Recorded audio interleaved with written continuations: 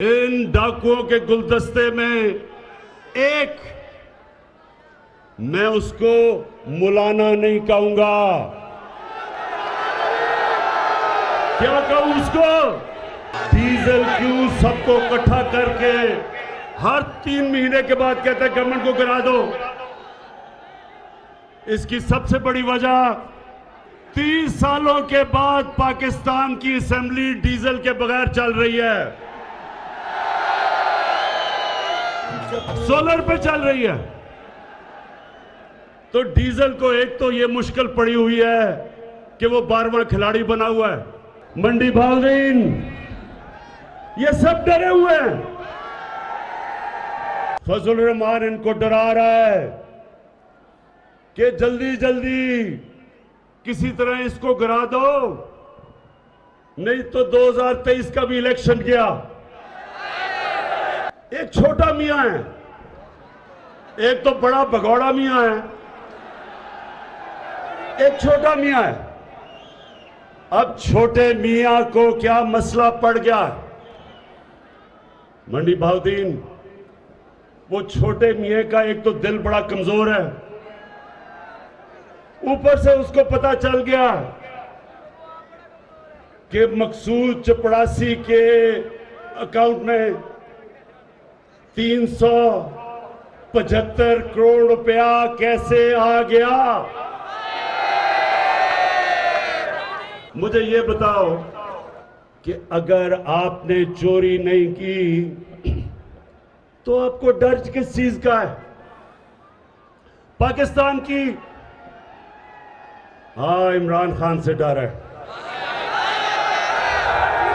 इसलिए डर है कि इमरान खान की कोई कीमत नहीं। जनरल मुशर्रफ की तरह उसने आपको एनआरओ नहीं देना।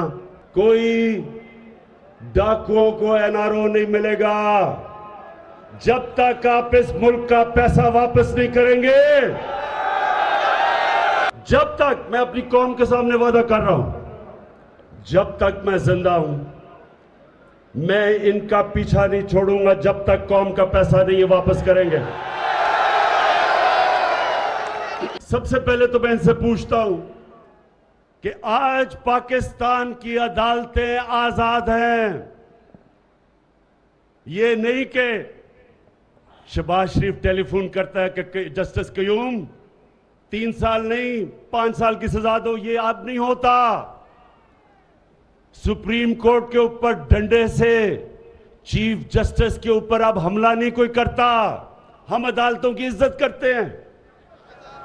उसको पहले जस्टिस सजाद अली को डंडों से अदालतों से भगाया क्योंकि वो करप्शन का केस सुन रहा था, और फिर ब्रीफ केस चले, कोयटा के बेंच को खरीदा गया, और अब मरियम साहिबा कहती है मेरे पास टेपे हैं।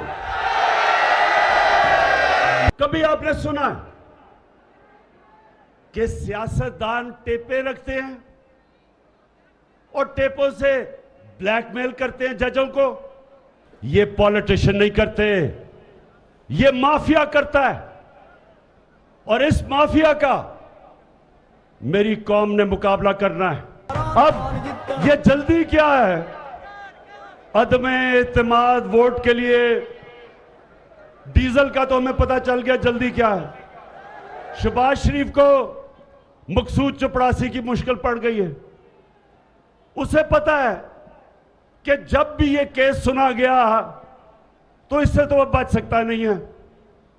मरियम बीबी, आप भी ये सिर्फ बता दें कि 80 करोड़ रुपया आपका चौधरी शुगर मिल में आपके पास जिस आदमी से, वो दुबई के आदमी से कहा भेजा, उसने कहा मैंने कोई पैसा नहीं भेजा।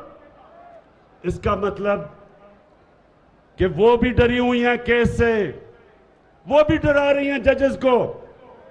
तो अदम एतमाद ये इसलिए चाहते हैं कि जल्दी जल्दी ये हुकूमत जाए और हम फिर से किसी तरह बचे जिस तरह मुशर्रफ के दौर में बचे थे। तो शरीफ खानदान मेरा आज पैगाम है आपको, आप जो भी करेंगे हम हर चीज के लिए तैयार हैं। जो भी आपका प्लान है, कप्तान उस प्लान के लिए तैयार बैठा है।